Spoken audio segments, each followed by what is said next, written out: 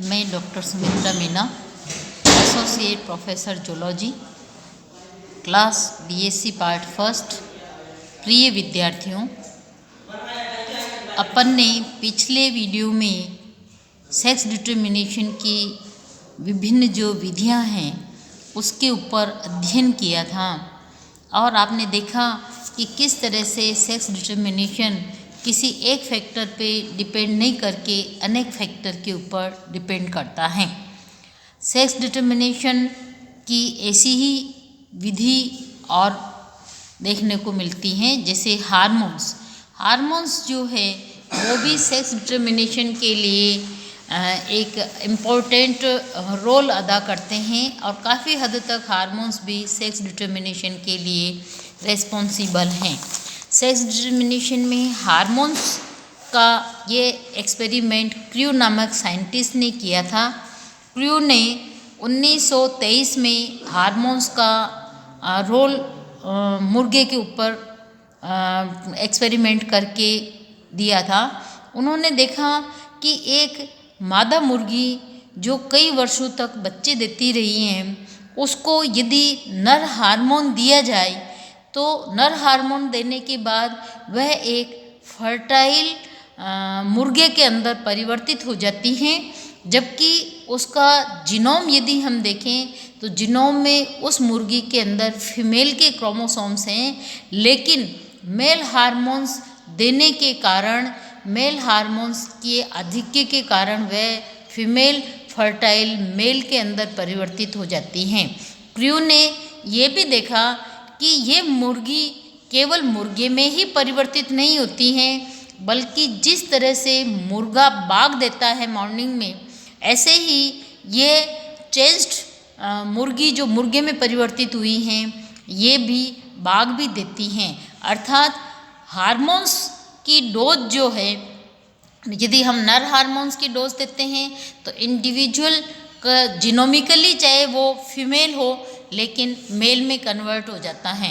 इसी प्रकार यदि जीनोमिकली कोई इंडिविजुअल फीमेल है और उसको मेल हार्मोन दिया जाता है तो वो फीमेल से मेल में कन्वर्ट हो जाता है। कहने का तात्पर्य ये है कि जहाँ अब तक हमने पढ़ा कि gene balance theory, chromosomes theory, इन सब में हमने देखा है कि ये सेक्स डिटर्मिनेशन के लिए आवश्यक हैं, लेकिन प्रिय विद्यार्थियों, हम इस बात की ओर ध्यान दें कि जीनोमिकली, जेनेटिकली चाहे वह इंडिविजुअल मेल हो या फीमेल हो, लेकिन उन इंडिविजुअल्स को जो हार्मोन दिया जाता है, एक पर्टिकुलर हार्मोन की डोज देके हम उसे मेल और फीमेल में कन्वर्ट कर सकते हैं। अर्थात जेनेटिकली मेल इंडिविजुअल को फीमेल के हार्मोन देकर उसको फर्टाइल फीमेल में कन्वर्ट किया जा सकता है। इसी प्रकार फीमेल को मेल के हार्मोन्स देके, एक्स्ट्रा डोज देके उसको फर्टाइल मेल में कन्वर्ट किया जा सकता है। अर्थात क्रू के इस एक्सपेरिमेंट से ये तो क्लियर हो गया कि क्रोमोसोम्स और जीन बैलेंस थ्योरी के अतिरिक्त जो है हार्मोन्स हैं वो भी सेक्स डिटर्मिनेशन के लिए उतने ही रेस्पॉन्सिबल है जितने कि क्रोमोसोम्स हैं। अर्थात हार्मोन्स के द्वारा भी हम सेक्स को डिटरमाइन कर सकते हैं। इसी प्रकार फ्री मार्टिन में ये देखा है कि पशुओं के अंदर जब दो जुड़वा बच्चे होते हैं और उन दो जुड़वा बच्चों में से एक फीमेल और एक इंडिविजुअल मेल हो, अर्थात जो दो बच्चे डेवलप हो रहे हैं उनमें से एक मेल हो और दूसरा फीमेल हो, तो ये देखने में आया है कि मेल इंडिविजुअल के मेल हार्मोन्स सीक्रेट होते हैं और कहीं न कहीं मेल हार्मोन्स का संवहन प्लेसेंटा के द्वारा फीमेल, डेवलपिंग फीमेल जो बच्चा है उसके ऊपर भी असर करता है। इसके फलस्वरूप मेल जो है वो तो नॉर्मल डेवलप होता है, यानी फर्टाइल मेल डेवलप होता है, जबकि फीमेल जो है वो स्टीराइल होती हैं। एनालिसिस पर ये देखा गया है कि फीमेल में ये स्टेरिलिटी जो है वो मेल हार्मोन के प्लेसेंटा के द्वारा संवहन के कारण हुआ है। तो फ्री मार्टिन्स जो साइंटिस्ट है उनके नाम के आधार पे ही इनको देखा गया है कि जैसे भेड़ वगैरह के अंदर पशुओं में जो जुड़वा बच्चे होते हैं और उनमें से एक मेल और एक फीमेल है, तो मेल जो है वो नॉर्मल होगा, जबकि फीमेल जो है वो स्टीराइज्ड होगी, अर्थात बंध्य होगी। और ये स्टीराइल फीमेल जो है वो फीमेल के अंदर स्टेरिलिटी जो है वो मेल हार्मोन के संवहन के कारण डेवलप हुई। इसी प्रकार हम सेक्स डिटर्मिनेशन की एक और कंडीशन जो है देखते हैं नेचर में, जैसे मेटाबॉलिज्म। मेटाबॉलिज्म हमने देखा है कि जनरली हम जो भी न्यूट्रिशन लेते हैं उससे हमारे सेक्स के ऊपर कोई बहुत बड़ा फ़र्क नहीं पड़ता है सेक्स डेवलपमेंट के ऊपर जनरली। लेकिन कुछ इंसेक्ट्स के अंदर जो है न्यूट्रिशन जो है वो एम्ब्रियो को कौन सा न्यूट्रिशन दिया जाता है वो न्यूट्रिशन भी सेक्स को डिटरमाइन करने के लिए एक इम्पोर्टेंट रोल अदा करते हैं। इनमें आप सभी जानते हो प्रिय विद्यार्थियों, जैसे मधुमक्खी में आपने देखा है कि मेल जिसको हम ड्रोन कहते हैं वो आफ्टर मेटिंग उसकी डेथ हो जाती हैं। फीमेल जिसे हम क्वीन कहते हैं वो कई सारे बच्चे जो है उत्पन्न करते हैं। उनमें पार्थेनोजेनेटिकली जो एग्स डेवलप होते हैं उनसे मेल डेवलप होता है, जबकि फर्टिलाइज्ड एग्स जो है उनसे दो तरह के बच्चे उत्पन्न होते हैं, एक से स्टीराइल्ड फीमेल, एक से फर्टाइल फीमेल। तो स्टीराइल फीमेल जो है वो वर्कर्स होते हैं और फर्टाइल फीमेल जो है वो क्वीन होती हैं। तो यहाँ ये डेवलपमेंट जो है एग्स का न्यूट्रिशन के कारण होता है। यदि हम फर्टिलाइज्ड एग से डेवलप इंडिविजुअल को नॉर्मल भोजन देते हैं तो वो स्टीराइल फीमेल अर्थात वर्कर के अंदर डेवलप होते हैं, जबकि दूसरी तरफ हम देखते हैं कि यदि इन एम्ब्रियोज को हम रॉयल जेली न्यूट्रिशन के रूप में देते हैं तो रॉयल जेली जिन एम्ब्रियोज को हम न्यूट्रिशन के रूप में देते हैं वो फर्टाइल फीमेल अर्थात क्वीन के अंदर डेवलप होते हैं। तो यहाँ हम देखते हैं कि हनी बी के अंदर जो है न्यूट्रिशन अर्थात मेटाबॉलिज्म जो है वो भी सेक्स डिटर्मिनेशन में एक इम्पोर्टेंट रोल अदा करते हैं। रॉयल जेली जो है वो फुल्ली फर्टाइल फीमेल की डेवलपमेंट के लिए आवश्यक है, जबकि यदि उसको नॉर्मल भोजन दिया जाए तो वो स्टीराइल फीमेल के अंदर डेवलप होती हैं, जिन्हें हम वर्कर्स कहते हैं। दोस्तों यही नहीं, हम देखते हैं कि जो परजीवी होते हैं, परजीवी भी कई बार सेक्स डिटर्मिनेशन के लिए रिस्पॉन्सिबल होते हैं।